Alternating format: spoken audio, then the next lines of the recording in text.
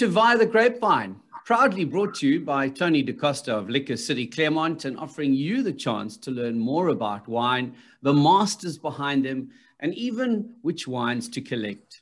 As always, there will be a chance for you to win based on this chat, so do look out for that post on the Via the Grapevine Facebook page. Now, in the heart of the Elgin Valley, nestled between vineyard rows, orchards of apples and pears, with an amphitheater of the Kogelberg and Hottentots Holland mountain ranges, lies the home of Elgin Vintners on the Elgin Orchards farm, which dates back to 1890. It offers wines that are superb: complexity, finesse, elegance, and winemaker, business manager and shareholder Marinda Kruger-Claassen joins me now. A very warm welcome to you, Marinda. Thank you very, very much, Guy. It's lovely seeing forward to chatting with you and telling you about Elgin Vintners. I suppose one of the places we could start is with the pronunciation of the word, because there's so many people that want to say Elgin, this Elgin, nee, it's Elgin. Yeah, we say Elgin, yeah. Yeah. We say Elgin, yeah. I think very sturdy Afrikaans people say Elgin. And those that enjoy a glass of gin and tonic as well, I suppose. I was lucky enough to visit your cellar a few weeks ago. Thank you for having me. And it was a pleasure. Sure, you were busy with a bumper harvest of Pinot Noir grapes at that time. And I believe, if I'm remembering right, you were still to do the Chardonnay and the Sauvignon Blanc. Is that right? Yes, that's right. And then last week we took in Merlot, and this week I'm waiting for the analysis, but we'll finish off this week with Shiraz if it's okay. Good. Yeah. How's harvest going, and are you impressed with this year's quality of the grapes so far? Yeah, I'm very impressed with the quality. It was a very different harvest to what we are used to. We know Elgin is a cool climate. We know that we normally start later than most of the areas in the Western Cape wine region, and we also end later our harvest. But this year, I was 20 days later than previous vintage or any vintage before that. So I started harvesting only on the 24th of February with Pinot Noir, and Chardonnay sort of were ripe at the same time. And then sort of the late ripening cultivars in the valley, like Sauvignon Blanc, sort of were normal. They sort of caught up. So I harvested it just after the mid of March. So we had a cool December, cool growing season, cool ripening season, and that's why we were so much later. But this year, patience was definitely a virtue. You cannot rush. Mother Nature takes its time. So it was really a combination of as much tasting in the vineyards, looking at the opening up the berries, seeing what the seed color are, looking at the analysis as well. So it was really a combined decision with some experience and some gut feel to tell you when to harvest. But the flavors, anything that takes longer for me is always better. Obviously, we had some rain, so the threat of rot was also hanging, in the atmosphere. But luckily, we escaped that. The Sauvignon Blanc, the Pinot Noir, the Chardonnay looked fantastic, and some concern on the Merlot and Shiraz, but the Merlot was perfectly healthy. That came in last week, so I think it's going to be amazing harvest. Soft tannins, low alcohol, beautiful fruit. Oh, really excited. That's a relief to hear. Yeah, and just talk a little bit about that experience that you mentioned that you bring in. Like me, you grew up very far from the winelands. So where did your passion for wine stem from? Yeah, I mean, Port Elizabeth doesn't have a vine in sight, although in Jeffreys Bay, I know there's a bit of a Shiraz there now, trying out the area. Oh, wow. Coming to Stellenbosch, doing a food science degree, loved science, loved agriculture. I mean, my family had farms, but it was, sheep farms and cattle farms, not really crop anything to do with crop farming. So yeah, Stellenbosch had a huge influence with me. I grew up in a home where my dad loved wine. He wasn't a wine connoisseur, but he had a nice appreciation for that. So it was in our home, and even obviously more so in Stellenbosch. So, but that I didn't go into wine then immediately. Obviously, as a student, you taste a lot of wine. I started working at a huge winery as a laboratory manager. Ended up there, and the winemaking process intrigued me. And I am a very creative person. I like working with my hands. I do all kinds of things, from gardening to baking to pottery to painting. I'm not a painter, but I just love being creative. So, and winemaking and my love for science, it just was an amazing combination. So after a few years as a laboratory manager for this huge winery, I know Professor Eben Archer quite well, and Prof. Marius Lambrechts, that was still at the university at that time. He's now long been with Distel. I said, I'd really like to do my master's in knowledge in viticulture. Is it possible? Because food science is a 4-year degree and it falls under the umbrella of agri-sciences. And they said, yes, sure. So I started my master's, and I had a year. I had to do extra knowledge in viticulture subjects, and the rest is history. So I didn't follow the normal path like a winemaker. Indeed.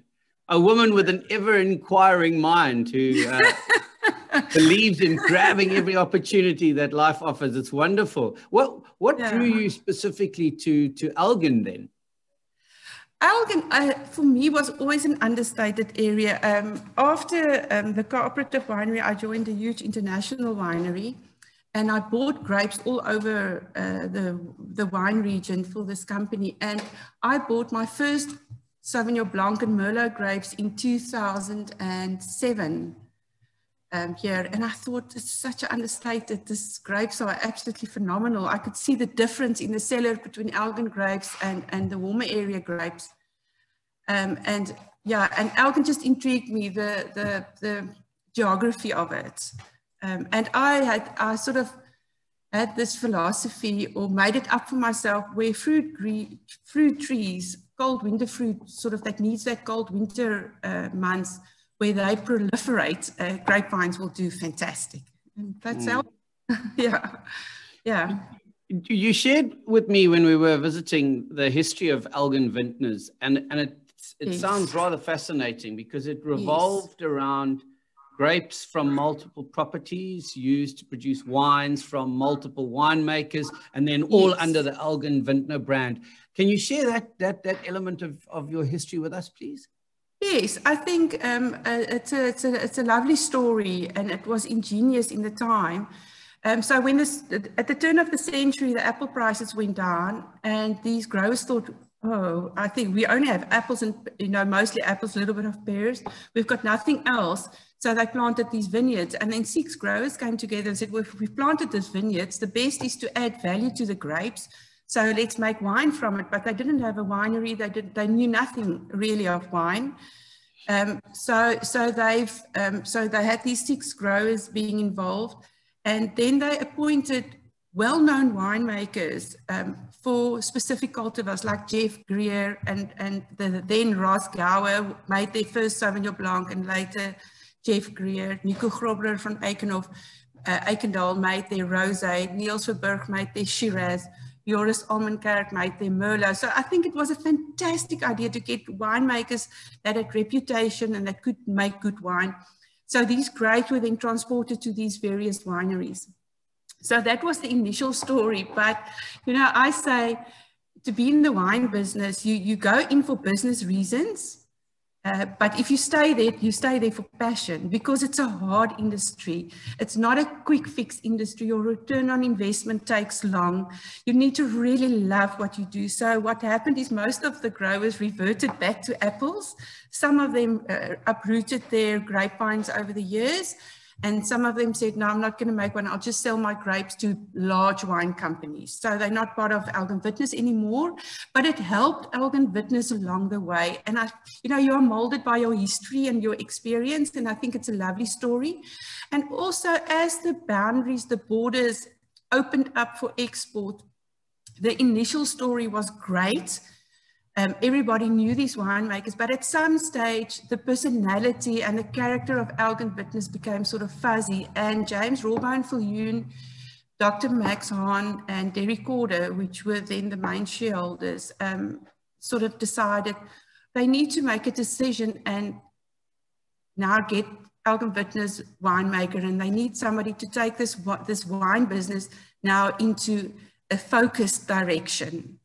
So that they had to make that decision, and that's where I sort of came on board. Lucky to come across Elgin Vintners, cross my path. And yeah, so very much changed the focus of the company.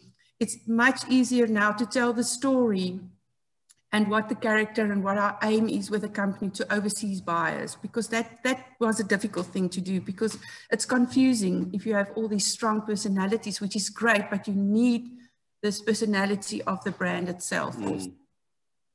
It's very true. And so to 2020, which was vinified in its own cellar, correct? Yes. In 2019, we still rented cellar space, and then we made a major decision in 2019, we need our own winery. And so the 2020 vintage was in our own winery. I was used to making wine in other wineries before, so it wasn't really difficult, but it just felt the right way if we want to grow, and we were growing phenomenally, you know, in the first year I joined. Which is great, but it's just about focus.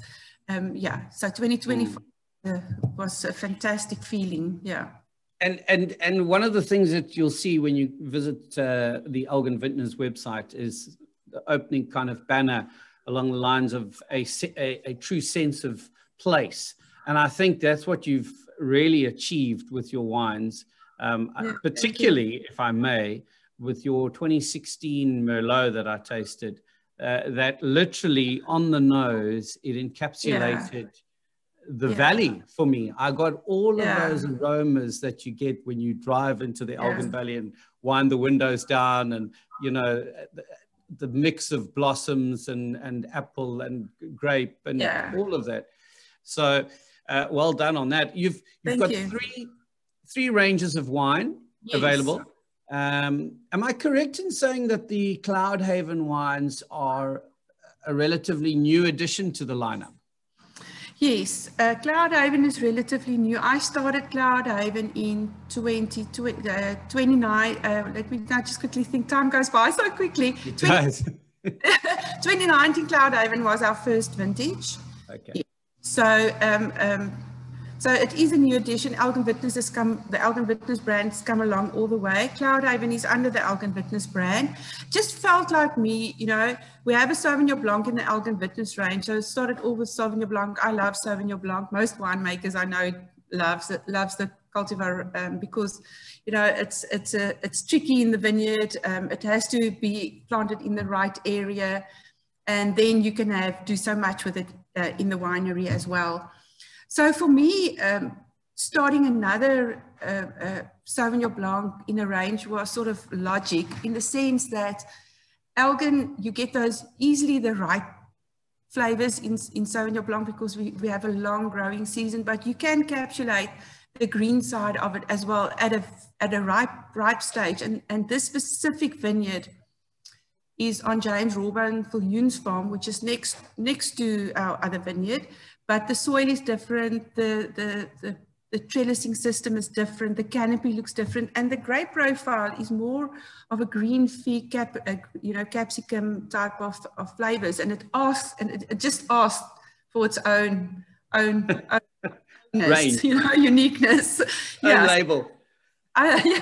So that's where Cloudhaven sort of emerged, and then I lovingly call Elgin my Valley of the Clouds, because I stay in Kleinmond and I come over the gravel road over the mountain, and 80% time of the year there's a cloud cover over Elgin, which acts as a sort of an umbrella for the sun, and it's just this mystical valley that you go down into, and that's where Cloudhaven name actually comes from.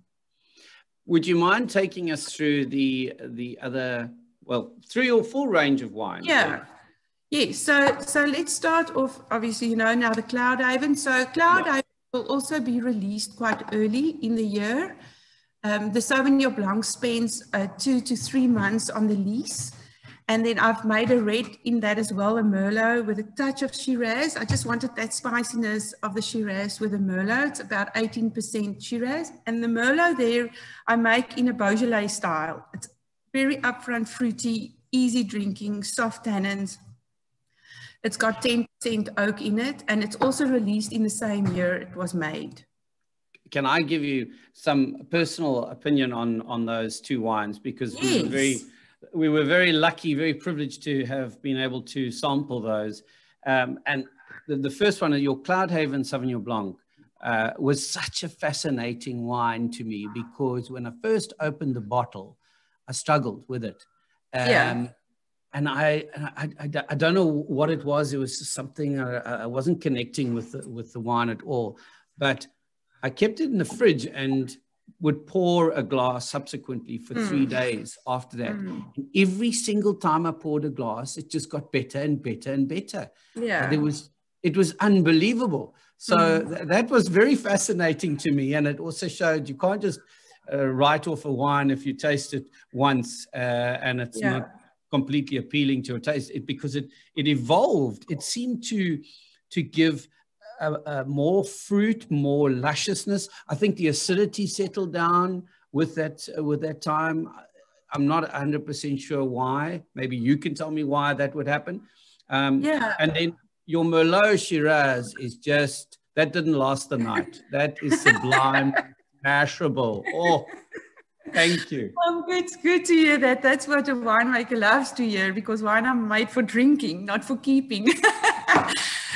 There's a reason for that, and I think you'll find it in the Elgin Vintners Sauvignon Blanc as well. I do a lot of natural fermentation, and it's so interesting. I'm not going to get into the technical details. I can get quite caught up in the wine chemistry, because I can talk hours about how wonderful that actually is, all the secrets that are waiting there for us winemakers to discover.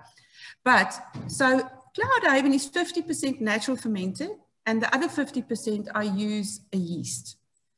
I do not use yeasts anywhere in my winemaking that impresses the nose up front, like yeast that make those big ester compounds. I'm not going to name the yeast. I have nothing against that, but I don't like using it. So for me, it is all about the palate, and also all about the natural fermentation that happens. So when you do natural fermentation, there are more chemical things happening in the fermentation, because it takes longer. It's not rushed fermentation. You don't see a lot of foam on top. It's a soft fermentation.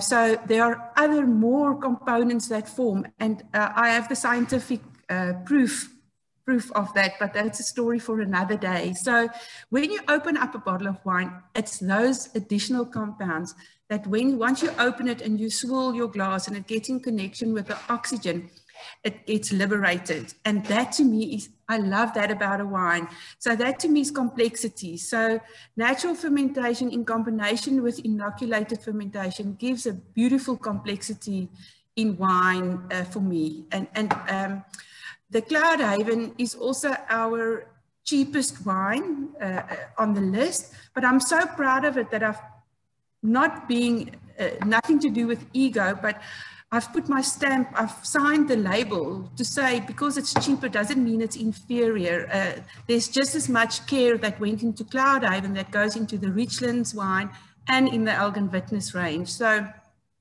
I'm very happy if you like Cloudhaven, Guy. I think there's an art in making entry-level wines fantastically. I always say I don't make entry-level wines, but if we talk about price entry levels, this would be our start. Then you get the Elgin Vintners range. It's made a little bit slower. Sauvignon Blanc spends 6 months on the lease. There's an oak component in there. The Chardonnay stays in barrel for 12 months. The Merlot stays in barrel for 24 months. Shiraz 18 months. So a little bit more serious, larger volumes made in the Elgin Vintners range as well, although Cloudhaven volumes are climbing and we are making more of that actually. And then we have the Richlands range, which is now, one of the farms is called Richlands. That's where our guest house is, and the tasting room is on Richlands. And that's Pinot Noir, Shiraz, and I've got a wine called Richlands Sandstone, which is 100% barrel fermented Sauvignon Blanc, completely natural fermentation as well. And the whole idea with the Richlands is it's specific pockets. So the Sauvignon Blanc is on pure sandstone soil. Our Shiraz is on Ferret Creek soil, and the Pinot Noir is on shale. So it's smaller pockets, smaller volumes, very specific wines. So yeah, so that's the three ranges. And very much award-winning wines as well. Pinot Noir was the best Pinot Noir for last year, wasn't it? Yes, the 2019 vintage last year received, it was one of the top 5 mosaic Pinot Noirs in South Africa. We were very proud of that because we know we can make phenomenal Pinot Noir in this valley. Yeah, so, Tim Atkins has rated all of our wines quite highly also last year and the year before. We do, it's consistent quality. I think that's for me what awards is about. We've gotten this year for the 2nd time in a row gold medal at the Concours du Monde du Sauvignon. It's important what the international market says about our wines. We've got a medal at the UK Drinks Business for Sauvignon Blanc, for Chardonnay.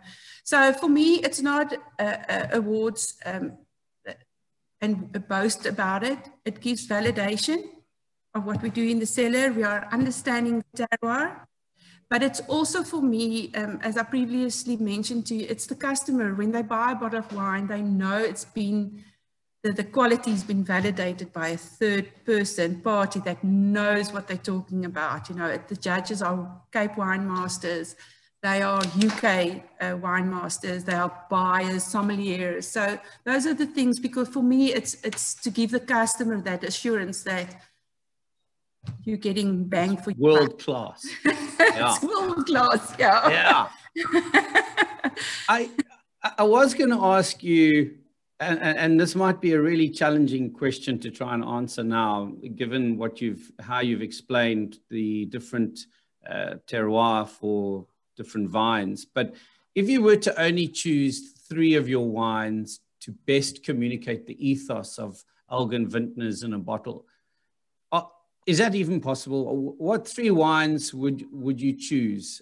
You know, if you were, I suppose, put yourself in the place that you're speaking to a Canadian who doesn't know anything about Elgin.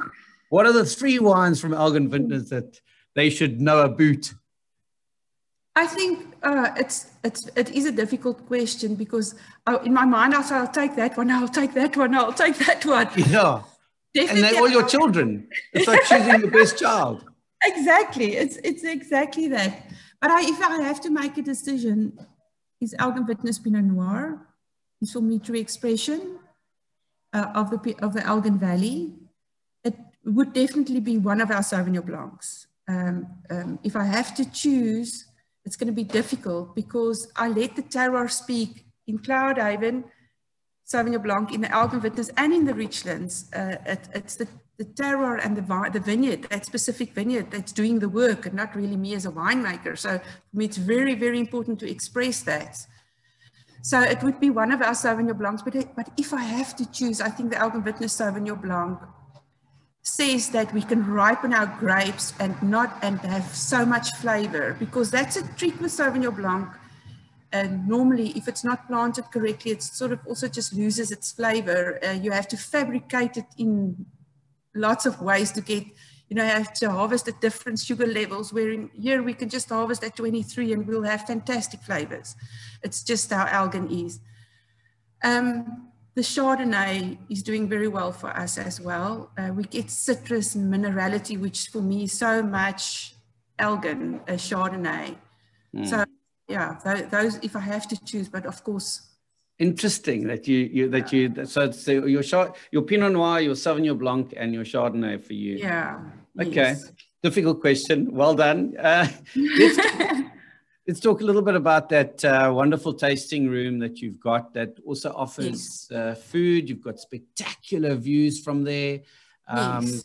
And you also have a 4-star guest house with a wonderful wine library. Tell us more about those offerings and how do we book? Yes, so yeah, it's beautiful.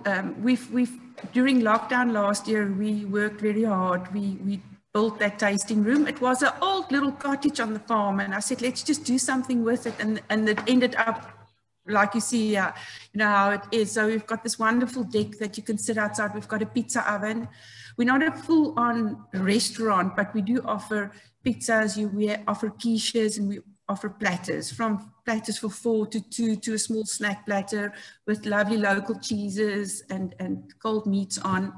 So yeah, and then obviously you can taste our wine there. We rent it out if you would need a venue.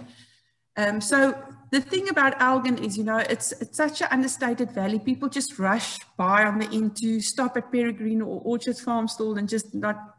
But I would really ask people, do yourself a favor and come in here. The wineries, most of the wineries here are family driven. So you'll see me in the tasting room over weekends, you know, if you want to. Yes, you will. Yeah, you know, and the same goes for any of the other wineries here. We care about what we do. We love what we do. It doesn't feel like a work day in our life. So we love giving you all the attention you deserve. The guest house is a 4-star guest house. The only reason why it can't be 5 stars is because we don't have a restaurant inside the guest house. Otherwise, we would have been one.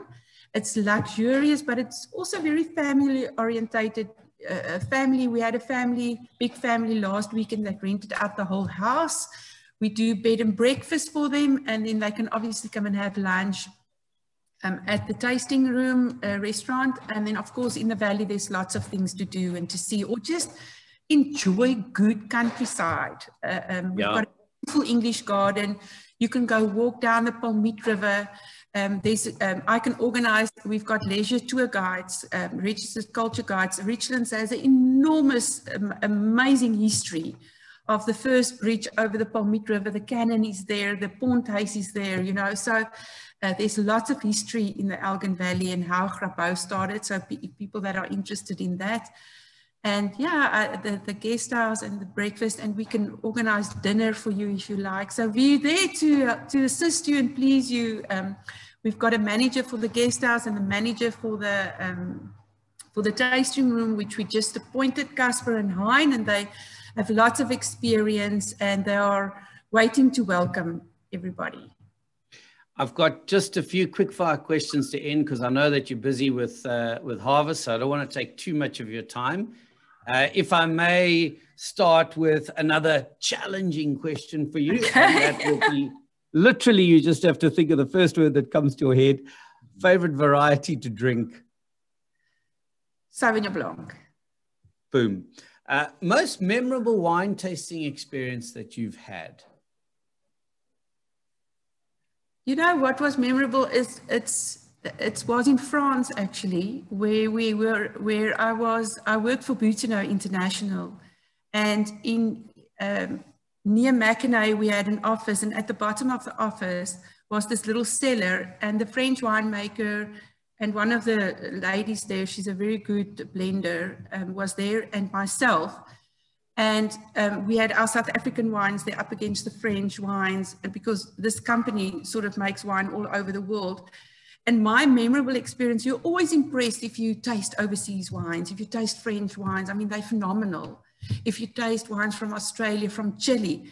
But what was memorable for me is how proud South African wine could stand up in that lineup and just be so utterly good. That to me was like, that's fantastic. We've got the South African winemakers have got something good here, and we need to sort of give that to the world. So that to me was amazing to see that and to experience. I love that answer from you, because often when I ask winemakers that question, the exact same thing, they reference a French wine that they've tasted somewhere. But yours was a little bit more than just tasting French wine. It was actually enjoying South African wine alongside French. So that's phenomenal. Yeah.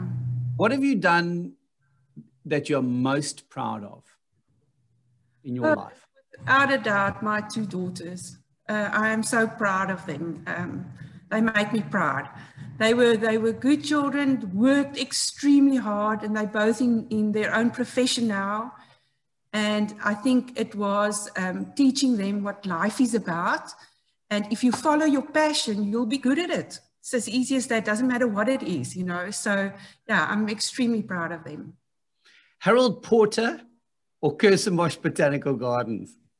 Harold Porter. Of course. I mean, it's just around the corner, right? Yes.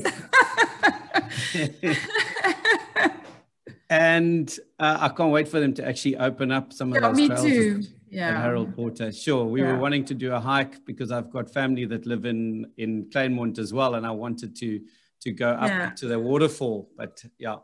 Yeah, it was sad. Yeah, it was. They had those bushfires and then lockdown. So we were all in anticipation to go there again.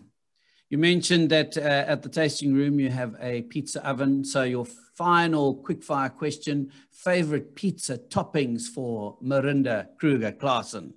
Oh, without a doubt, is the biltong fig and camembert pizza. I just love it. If I get there and I have to choose a pizza, I choose the same one because I cannot miss out. It's delicious. It really is. And as you said, there's a good chance that you'll bump into you. We were there and it was, I said to my wife, that's the winemaker over there in the corner. That's the winemaker. And so it's well worth a visit because you never know, you might be privileged enough to bump into Marinda and have a photograph with her and even have a quick chat over wine. So very worthwhile getting yourself through to Elgin Vintners, and also get yourself along to Liquor City Claremont to buy Elgin Vintners wine.